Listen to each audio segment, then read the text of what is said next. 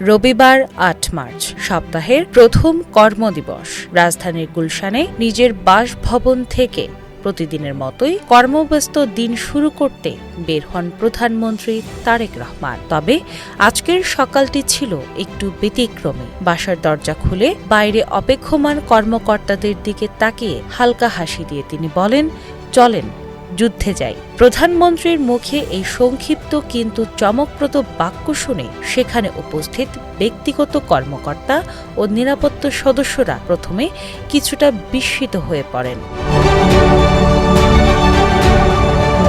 মুহূর্তের মধ্যেই কর্মকর্তারা বুঝতে পারেন এটি আসলে কোনো বাস্তব যুদ্ধের কথা নয়, বরং দেশের উন্নয়ন, প্রশাসনিক দায়িত্ব ও প্রতিদিনের চ্যালেঞ্জ মোকাবেলাতেই তিনি রূপকভাবে যুদ্ধ হিসেবে উল্লেখ করেছেন। তার এই মন্তব্যে দায়িত্ব পালনের দৃঢ়তা এবং কাজের প্রতি মনোযোগের একটি ইঙ্গিত পাওয়া যায় বলেও মনে করছেন সংশ্লিষ্টরা। প্রধানমন্ত্রীর সঙ্গে তখন উপস্থিত ছিলেন তার অতিরিক্ত প্রেস সচিব আতিকুর রহমান রুমন।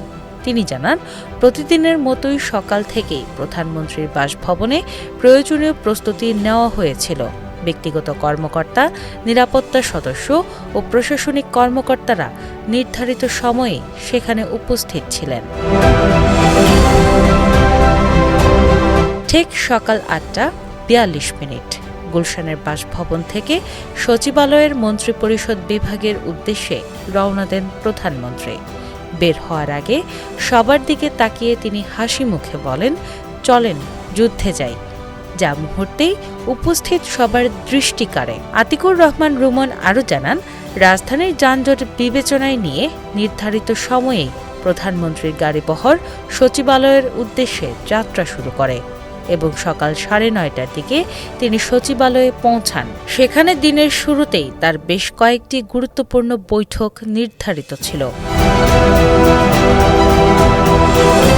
আজকের কর্মসূচির মধ্যে রয়েছে শিক্ষামন্ত্রী আ.ন.ম এহসানুল হক মিলন, শিক্ষা উপদেষ্টা মাহদি আমিন এবং বাংলাদেশ বিনিয়োগ বোর্ডের নির্বাহী চেয়ারম্যান আশিক চৌধুরীর সঙ্গে পৃথক বৈঠক।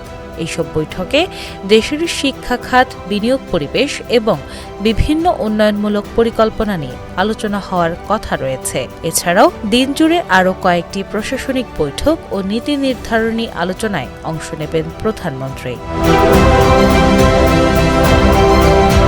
সংশ্লিষ্টরা মনে করছেন, চলেন যুদ্ধে যাই এই ছোট্ট বাক্যের মধ্যেই দেশের উন্নয়ন ও প্রশাসনিক দায়িত্ব পালনের প্রতি প্রধানমন্ত্রীর মনোভাব এবং প্রতিদিনের কাজকে চ্যালেঞ্জ হিসেবে গ্রহণ করার মানসিকতার প্রতিফলন পাওয়া যায়। তাদের মতে, রাষ্ট্র পরিচালনা এক ধরনের অবিরাম সংগ্রাম, যেখানে প্রতিটি দিনই নতুন দায়িত্ব ও সিদ্ধান্তের মুখোমুখি হতে হয়। দিনা ইসলাম, বাংলাবাজার পত্রিকা।